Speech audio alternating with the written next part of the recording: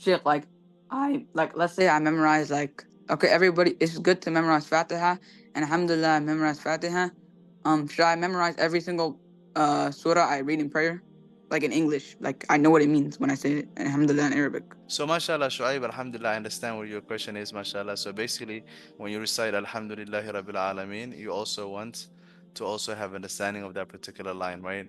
And then, alhamdulillah, so you wanted to reflect and ponder over every ayah and every surah that you recite while you were praying, right? And this is the great thing, alhamdulillah. Allah subhanahu wa ta'ala wants us to have understanding of deen, right? Allah subhanahu wa ta'ala is, our Prophet ﷺ told us that when Allah subhanahu wa ta'ala wants to give someone khair, He gives them understanding of deen. Yufaqihu fi deen, right? He gives them understanding of deen. If Allah wants to bless you with khair, and Allah wants to give you khair, Allah will, the biggest khair Allah subhanahu wa ta'ala will give you is to have understanding of the mashallah bil kareem. I'll come to you, Hudayfa. I'll come to you, inshallah bil kareem. Alhamdulillah. So now, what the best thing is, mashallah bil kareem, that you're supposed to do every time when you recite Alhamdulillahi Rabbil Alameen, Allah the Almighty will be answering you. So you have to understand this also, right?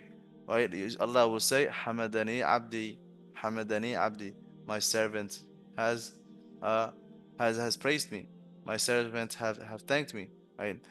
Ar-Rahman Ar-Rahim. So every single word, every single line of Surah Al-Fatiha, as you recite, Allah Jalla Jalaluhu will also reply to you.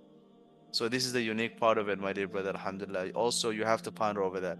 You have to think about you are standing right in front of the great Almighty Allah Jalla Jalaluhu. Rabbul Arsh, Rabbul Arsh Al-Azim. You actually standing in front of the Lord of Mashallah Kursi. You're standing in front of the Lord of the seven heavens. So when you're standing, you think, if you think about the greatness of the Allah subhanahu wa ta'ala, then mashallah kareem, your salat will have something which is so unique. The nur of the salat will develop. Also, your salat will have khushu and khudu. Uh, and then also, the best things that I do, alhamdulillah, that I, mashallah kareem, that I kind of do, mashallah kareem, my small self, I'm very weak, mashallah kareem. What I do is, mashallah, I always think about the bounties that Allah subhanahu wa ta'ala had upon me. And what is this ayah that I'm reciting saying to me?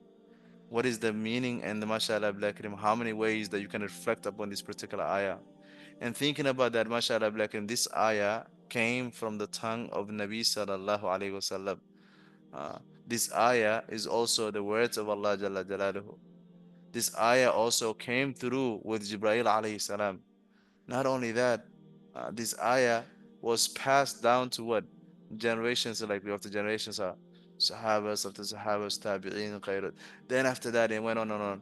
Like how many person Allah Jalla Jalaluhu the Almighty, Jibreel alayhi salam, to Nabi sallallahu alayhi wasallam, to the Sahabas radiallahu ajma'in, to the Tabi'een, and it went on all, we went through so many, right, so many levels for this ayah to reach me, for me to recite this ayah.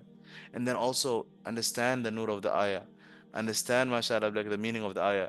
So, mashallah, like Shuaib, to your question, brother, yes, 100%. Know your Quran and know the meaning of that particular Quran. Because when you learn the meaning of the Quran, you'll be able to have a connection with the Quran. Uh, whether it's English that you prefer, whether it's your local dialect you prefer, whichever thing that you prefer, alhamdulillah, black you should do it, inshallah.